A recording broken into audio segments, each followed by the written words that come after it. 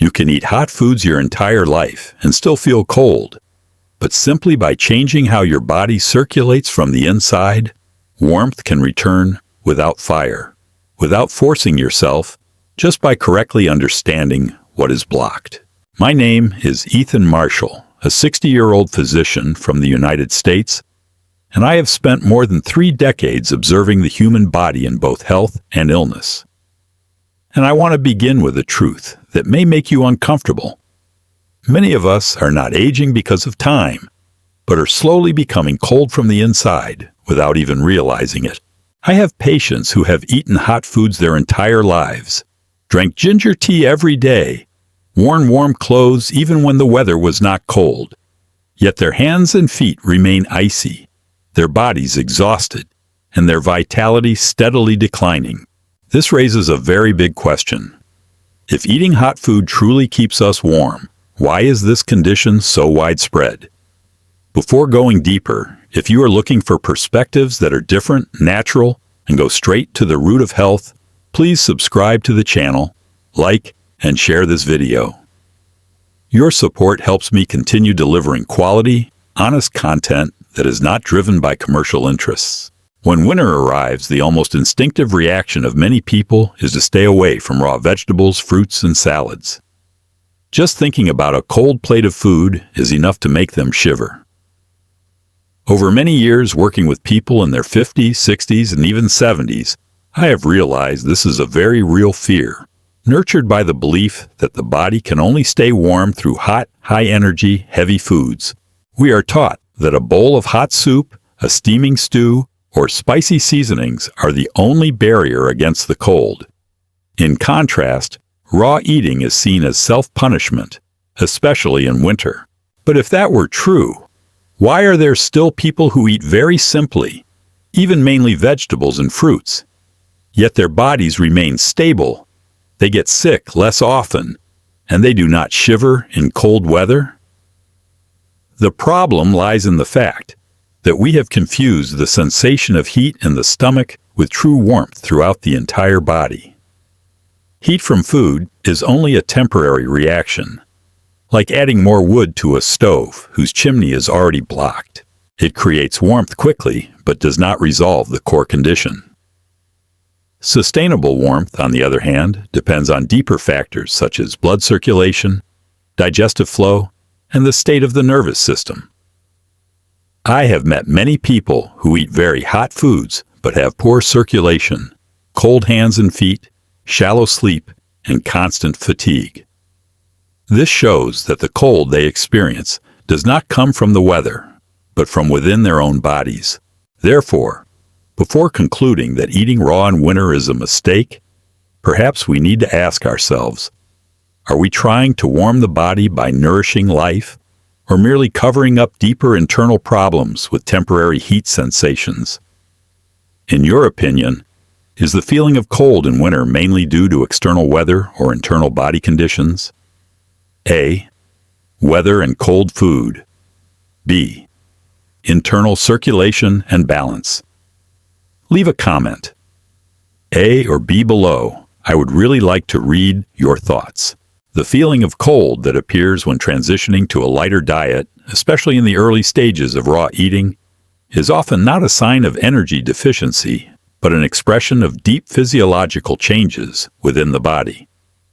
As the diet reduces foods that burden digestion, the body begins to activate self-cleansing mechanisms that may have been delayed for many years.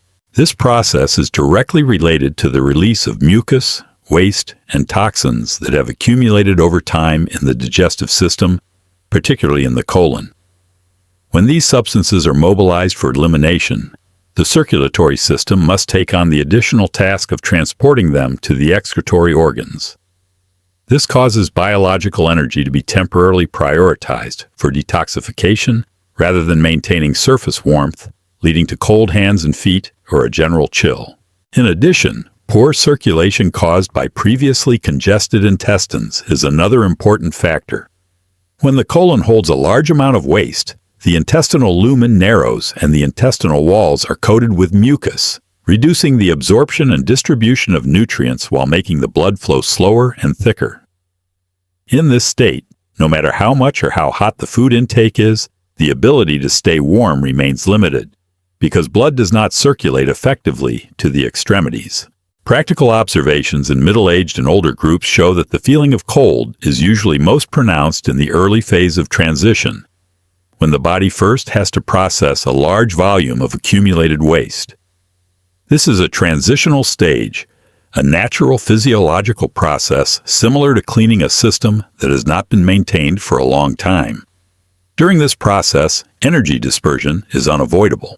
The autonomic nervous system is also affected, as rapid changes in the internal environment can trigger temporary vasoconstriction reflexes, reducing blood flow to the skin and limbs and increasing the sensation of cold. Importantly, this phenomenon is not permanent. As the cleansing process progresses, the intestines gradually become more open. The blood becomes thinner and richer in oxygen. Circulation improves, and the feeling of cold diminishes and is replaced by natural thermal stability. Therefore, cold sensations in this context should be viewed as a biological signal of internal restructuring, not as evidence that the body is deficient or weakened. Correctly understanding the cause of this phenomenon helps avoid hasty conclusions and misguided adjustments while allowing the body to complete its adaptation process safely and sustainably. Sustainable body warmth is not a direct result of food temperature, but a manifestation of a physiological system functioning harmoniously from within. The core of this process lies in the quality and speed of blood circulation. Blood is the medium that transports oxygen, nutrients, and biological energy to every cell while carrying away metabolic waste. When blood circulates smoothly, heat is evenly distributed throughout the body, including peripheral areas such as the hands, feet, and skin surface. Conversely, when circulation is obstructed, even if the body produces sufficient heat, the sensation of cold still appears due to uneven distribution of biological heat. The decisive factor here is not the amount of energy consumed, but the ability to transport and utilize that energy. A well-functioning digestive system, particularly an efficient colon, plays a crucial role in maintaining blood quality. When digestive burden decreases, fermentation and toxin accumulation are reduced, blood becomes thinner, richer in oxygen, and less irritating to the vascular nervous system. This creates conditions for natural vasodilation, improving flow and enhancing the body's ability to retain warmth. Alongside circulation, the autonomic nervous system is a key regulator of body temperature. The sympathetic and parasympathetic systems continuously adjust vascular constriction and dilation to adapt to internal and external environments. When the body remains in prolonged physiological stress, often due to heavy digestion or waste accumulation, vasoconstriction reflexes are easily triggered, reducing blood flow to the skin and extremities. When this burden is removed through lighter eating and internal cleansing, the nervous system gradually shifts toward a more balanced state, allowing stable vasodilation and uniform temperature maintenance. This is why true warmth is often accompanied by a sense of overall relaxation and mental calm, rather than heaviness or overload after eating. Furthermore, reducing digestive burden frees a significant amount of biological energy previously consumed in processing complex foods. This energy is reallocated to repair, regeneration, and internal regulation, including temperature control. When the body no longer has to forcibly maintain digestive fire, biological heat is generated subtly and continuously through cellular metabolism and micro-movements of circulation. As a result, warmth in this context is not sudden or temporary, but stable and enduring. From this perspective, the body's ability to stay warm serves as an indicator of internal clarity and balance among circulation, nervous function, and excretion, rather than a direct outcome of choosing hot or cold foods. To maintain a raw diet in winter while ensuring thermal stability, a regulatory rather than extreme approach is required. First, the moderate use of warming spices plays an important physiological support role. Spices such as ginger, cinnamon, or a very small amount of cayenne gently stimulate circulation, support digestion, and promote dilation of peripheral blood vessels, thereby improving the distribution of biological heat. The core point is not to create intense heat sensations, but to support the body's natural regulatory mechanisms. At the same time, prioritizing stabilizing vegetables, especially root vegetables such as carrots and beets, helps maintain a solid energy foundation during cold weather. These foods are often considered supportive of blood nourishment and circulation, providing sustainable energy without burdening digestion. Choosing seasonal vegetables further reduces physiological stress and helps the body adapt better to environmental conditions. During transitional phases, mildly warming transitional foods can be used as temporary support to avoid excessive bodily reactions. Options such as warm vegetable broth or a small amount of baked sweet potato provide comfort and stability, while preserving the spirit of a light and clean diet. These foods are not intended to replace raw eating principles, but serve as a bridge to help the digestive and nervous systems gradually adapt. Proper and controlled use of transitional foods reduces the risk of disrupting physiological adjustment and minimizes discomfort that might lead to unnecessary changes. Beyond nutrition, gentle movement is an indispensable component of natural warming strategies. Moderate activities such as slow walking, stretching, or controlled breathing exercises activate circulation without excessive energy expenditure. Through rhythmic muscle contraction and regulated breathing, biological heat is generated steadily and distributed evenly throughout the body. More importantly, gentle movement supports autonomic nervous balance, reduces vasoconstriction reflexes, and enhances warmth retention. When these elements are harmoniously combined, raw eating in winter becomes not a physiological challenge, but a controlled adaptation process that allows the body to maintain thermal and energetic stability sustainably. When viewed holistically, raw eating in winter is not a harsh test of willpower, but a physiological adjustment process that requires understanding and patience. The key conclusion from the entire analysis is that the sensation of warmth or cold does not directly reflect food temperature, but rather the internal functioning of circulation, the nervous system, and excretory processes. When these systems operate harmoniously, the body maintains natural thermal stability regardless of weather changes or food characteristics. Conversely, attempting to create warmth by increasing heavy, high heat, or strongly stimulating foods may only provide short-term effects while masking deeper imbalances. In this context, reducing reliance on artificial digestive fire and shifting toward nurturing internal clarity becomes a more rational and sustainable direction.